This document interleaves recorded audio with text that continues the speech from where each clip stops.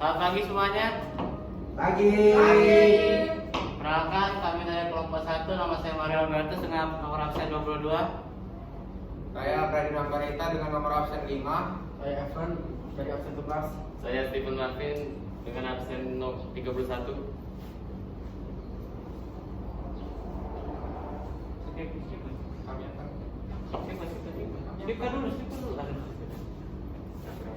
Hari ini kami akan mempresentasikan tentang pengertian wawasan Nusantara dan keunikan DKI Jakarta. Pengertian wawasan Nusantara, menurut kami, wawasan Nusantara adalah cara pandang dan sikap bangsa Indonesia mengenai diri dan lingkungannya, baik ke dalam internal maupun keluar, dengan mengutamakan persatuan dan kesatuan bangsa. Dan kita akan masuk ke keunikan DKI Jakarta.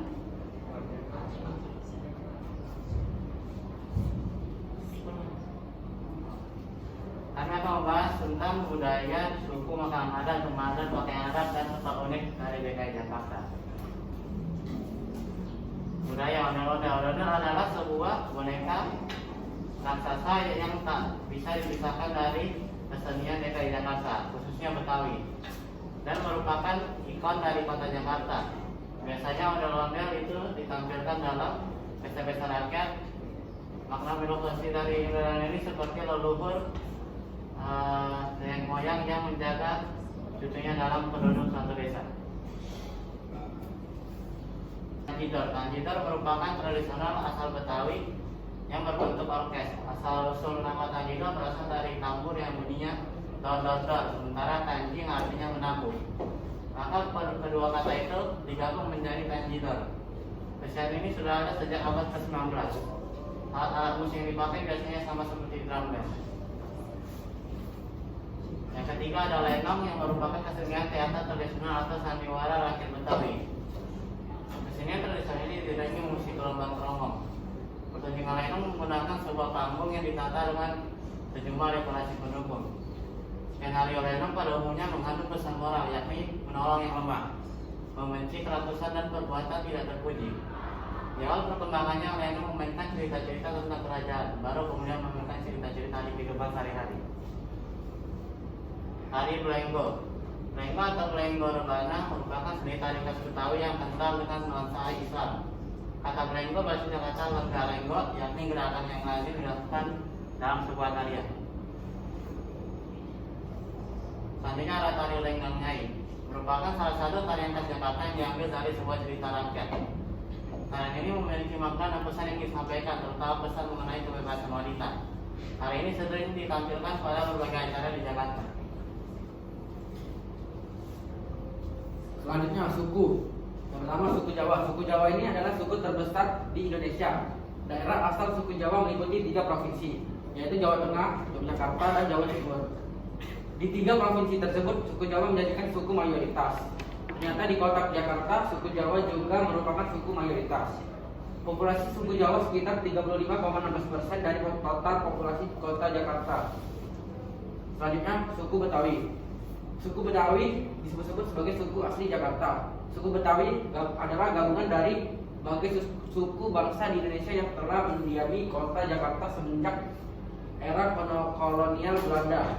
Suku Betawi menggunakan bahasa Kreol Melayu yang disebut dengan bahasa Betawi. Populasi suku Betawi di Jakarta mencapai 27,65% dari total populasi kota Jakarta. Suku Sunda. Provinsi Jawa Barat berbatasan dengan kota Jakarta. Makanya tidak mengherankan kalau suku Sunda yang berasal dari Jawa Barat menjadi salah satu suku terbesar di kota Jakarta. Bahkan sebelum adanya orang Betawi, Jakarta disebut-sebut dihuni oleh orang Sunda. Itulah sebabnya Jakarta sempat diberi nama Sunda Kelapa. Suku Sunda memiliki populasi sebesar 15,27% dari total populasi kota Jakarta. Selanjutnya adalah makanan adat. Yang pertama semur jengkol. Semur jengkol ini terdiri dari buah jengkol yang baunya sedikit menyengat, namun penggemar dari sayur ini cukup banyak. Olahan santan yang menimbulkan minyak di permukaan selalu menggoda di kala lapar tiba. Olahan sayur ini sangat mudah ditemukan di warteg atau rumah makan di Jakarta dan sekitarnya. Selanjutnya adalah soto Betawi. Kuliner khas Betawi selanjutnya adalah soto Betawi. Soto ini menjadi unik karena memiliki kuah kental yang membedakan dari soto dari daerah lainnya yang biasa menggunakan kuah bening. Salah satu ciri khas soto Betawi yakni adalah jeroan, bahkan mata dan torpedo sapi serta empirik. Selanjutnya kerak telur. Makanan khas Jakarta selanjutnya adalah kerak telur. Sajian ini terdiri dari telur dihadapkan pada panas arang hingga jadi mirip kerak dan tampak agak gosong. Lalu diberi bawang goreng dan serundeng. Makanan ini dapat dengan mudah ditemui di area umum seperti pagelaran seni dan festival.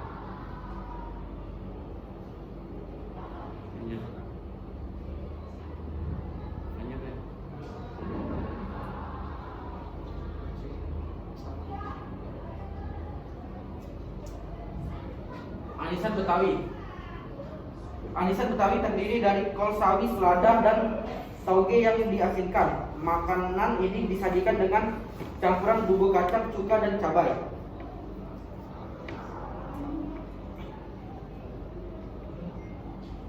Selanjutnya adalah roti buaya. Roti buaya adalah makanan khas Jakarta yang kerap disajikan saat upacara adat, terutama ketika prosesi acara pernikahan tradisional orang Betawi. Lambang dari roti buaya ini adalah kesetiaan. Hal itu disebabkan buaya hanya kawin sekali, maka dari itu dipercaya bisa jadi lambang kesetiaan. Ketoprak. Sajian kuliner ini menggunakan bahan utama ketupat, tahu, timun, bihun, dan telur rebus. Lalu dibumbui saus kacang, kecap manis, dan taburan bawang merah. Laksa Betawi. Laksa Betawi ini terdiri dari mie yang dimasak dengan kuah kuningan dari udang rebon, makin nikmat dimakan bareng ketupat, tauge, telur, dan kucai. Selanjutnya saya akan menjelaskan rumah adat. Yang pertama ada rumah adat kebaya. Rumah adat ini mempunyai ciri khas atap seperti pelana yang dilipat. Jika dilihat dari samping, atap rumah ini akan terlihat seperti lipatan kebaya. Dari situlah kenapa rumah ini dikenal dengan rumah kebaya. Selanjutnya ada rumah adat joglo. Rumah ini memiliki atap berbentuk menyerupai limas. Rumah joglo ini dibagi menjadi 3 ruang, yakni ruang depan, ruang tengah, dan ruang belakang. Material yang digunakan pada rumah ini seperti kayu jati, serabut untuk atap, dan juga anyaman dari bambu untuk tembok bagian dalam. Rumah ini umumnya dibangun oleh tokoh masyarakat atau ketua kampung. Selanjutnya ada rumah adat panggung. Rumah khas Betawi yang satu ini khusus bagi masyarakat Betawi yang tinggal di daerah pesisir pantai. Semua bahan rumah panggung menggunakan kayu. Bentuk rumah panggung juga dirancang dengan tujuan agar terhindar dari genangan air ketika banjir melanda. Rumah adat ini juga digunakan oleh masyarakat Betawi yang hidup di daerah pesisir dengan tujuan aman ketika air laut sedang pasang. Selanjutnya ada rumah gudang. Rumah ini memiliki atap berbentuk pelana. Strukturnya berangka kayu dan bagian lantai berupa tanah yang disemen. Setiap ruangan dibatasi dengan dinding kayu tertutup. Dinding bagian depan rumah ini dapat dibongkar pasang. Ciri khas pada rumah gudang ini terletak pada lisplang yang dibuat dari material kayu papan yang diukir dengan ornamen segitiga berjajar. Selanjutnya pakaian adat. Yang pertama adalah baju sadaria. Baju sadaria merupakan baju adat yang biasa dipakai oleh laki-laki dewasa atau yang biasa sering disebut abang. Baju sadaria adalah baju koko yang disertai dengan celana batik. Juga dilengkapi dengan kain pelekat atau sarung yang digantungkan di leher. Lalu sebagai hiasan sekaligus pelindung untuk kepala, baju sadaria dilengkapi dengan peci. Selanjutnya ada kebaya encim. Kebaya encim ini biasa digunakan oleh perempuan yang berada di Jakarta. Model kebaya encim ini dipengaruhi oleh sentuhan khas Cina atau Tionghoa. Berwujud baju kurung lengan pendek, kebaya encim dipenuhi dengan hiasan bordir sebagai motif di bagian depan. Pemakaian kebaya encim dilengkapi dengan kain sarung batik sebagai bawahan dan kerudung untuk penutup kepala. Selanjutnya ada kebaya none. Kebaya none ini digunakan oleh para perempuan di Jakarta. Kebaya ini berupa baju kurung lengan panjang dengan motif sederhana sebagai atasan, kain batik sebagai bawahan, dan selendang panjang sebagai penutup kepala. Berbeda dengan kebaya encim yang memiliki bordir motif bunga yang ramai, kebaya none terkesan lebih sederhana dan kalem. Selanjutnya ada dandanan jari none. Dandanan jari none merupakan sebutan untuk pakaian adat Betawi yang biasa digunakan pengantin perempuan saat pesta pernikahan. Menyisir jejak Betawi menjelaskan bahwa busana yang dipakai untuk dandanan jari none adalah tuaki, kun, dan terate. Selanjutnya ada dandanan jari haji, merupakan sebuah sebutan untuk pakaian adat Betawi yang biasa digunakan pengantin pria saat pesta pernikahan. Busananya terdiri atas jubah dengan sulaman benang emas dan manik-manik, gamis, selempang, topi arti, dan sepatu pantofel. Selanjutnya ada baju ujung serong yang biasa dipakai oleh laki-laki masyarakat Betawi ketika ada acara-acara resmi. Pakaian ini berwujud jas yang menutup leher, celana panjang, dan memakai tutup kepala yang bernama destar. Sebagai pelengkap, kain batik dilingkarkan di pinggang dengan menyelipkan sebilah golok di depan perut.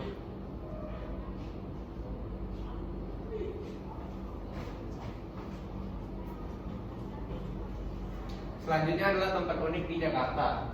Tempat unik pertama adalah Taman Mini Indonesia Indah. Taman Mini Indonesia Indah, atau yang lebih dikenal dengan singkatan TMII, merupakan salah satu tempat wisata yang di dalamnya terdapat banyak sekali wahana untuk dinikmati. Terdapat miniatur rumah adat, taman bunga, taman dinosaurus, gedung teater, hingga museum yang bisa kita datangi di TMII.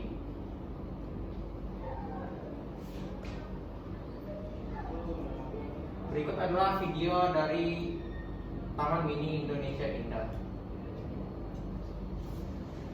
Masalah teknis, kami tidak dapat menampilkan videonya. Berikutnya adalah Monumen Nasional atau Monas. Adalah destinasi wisata Jakarta yang sekaligus menjadi ikon kota Jakarta.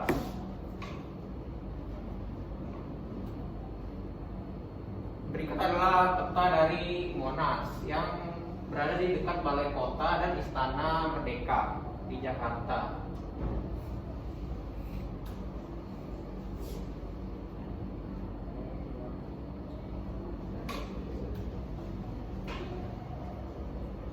Berikutnya adalah Pantai Ancol. Objek wisata Jakarta ini cocok dijadikan sebagai tempat melepas penat. Waktu terbaik untuk datang ke Pantai Ancol adalah sore hari, karena kita bisa melihat pemandangan matahari terbenam yang indah. Berikutnya adalah Kota Tua. Kota Tua berlokasi di Jakarta Barat. Tempat ini sangat populer dengan bangunan-bangunan kolonialnya. Dinamakan Kota Tua karena memang arsitektur bangunan yang ada sudah ada sejak zaman penjajahan Belanda dan hingga sekarang masih tetap dilestarikan.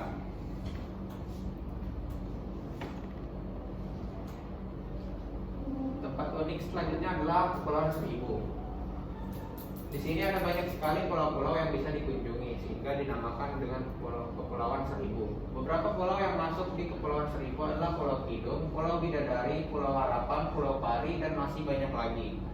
Untuk sampai ke Kepulauan Seribu harus menyeberang terlebih dahulu dengan kapal laut dari Muara Angke di Jakarta Utara. Berikut adalah peta dari Kepulauan Seribu.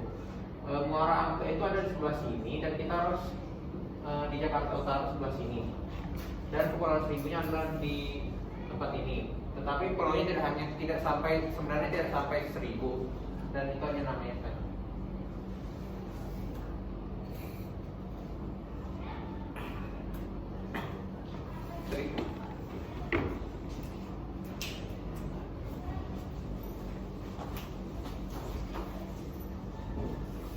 Sekian presentasi dari kami. Terima kasih.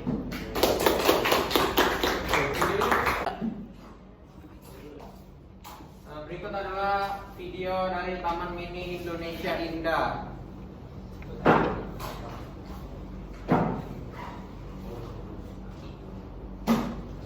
Ini adalah istana.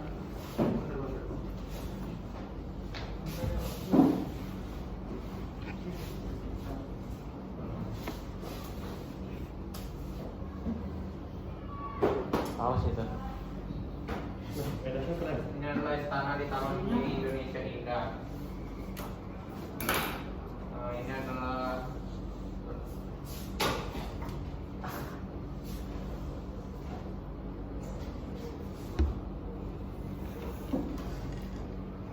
Ini adalah miniatur dari Indonesia, pulau-pulau di Indonesia.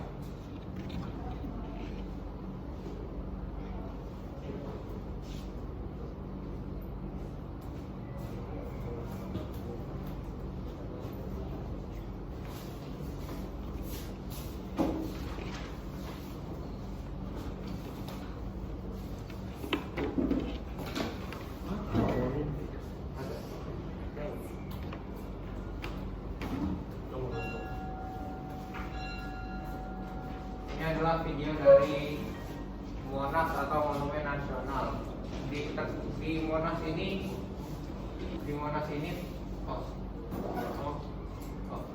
Monas ini terdapat museum nasional yang terdapat pada di bawah Kaki. di bawah monumen ini, seperti di bawah tanah. Dan di atasnya terdapat sebuah emas yang dibentuk seperti semacam bunga. Di bawah.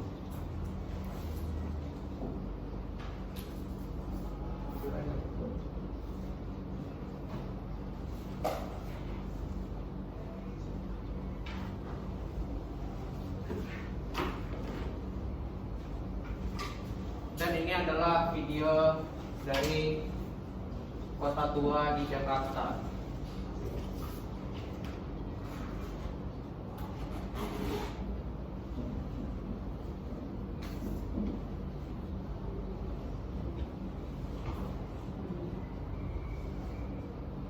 Ini adalah kantor pos Indonesia dari zaman kolonial Belanda.